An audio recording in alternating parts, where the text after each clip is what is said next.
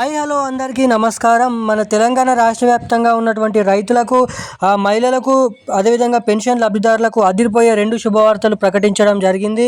ఎట్టకేలకు మన రాష్ట్ర వ్యాప్తంగా ఎవరైతే కొత్త పెన్షన్ డబ్బుల కోసం గత 2 సంవత్సరాల నుంచి ఆసరా పెన్షన్ లబ్ధిదారులు కొత్త పెన్షన్ల కోసం ఎవరైతే ఎదురు చూస్తున్నారో వాళ్ళందరికీ కొత్త పెన్షన్ డబ్బులు రూ.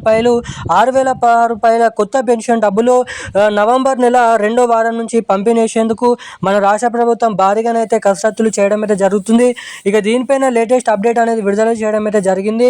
జరగబోతున్నటువంటి ఎన్నికలను దృష్టిలో పెట్టుకొని మన రాష్ట్ర వ్యాప్తంగా మహిళలకైతే మహాలక్ష్మి పథకం కింద రూ. 2,500 ప్రతి నెల రేషన్ కార్డు కలిగి ఉన్నటువంటి మహిళలకు, ఇటు పెన్షన్ లబ్ధిదారులకు కొత్త పెన్షన్ డబ్బులను 2 కొత్త పథకాలు జరగబోతున్నటువంటి ఎన్నికల సందర్భంగా నవంబర్ నెలలో రిలీజ్ చేసే అవకాశాలు అయితే ఉన్నాయంట.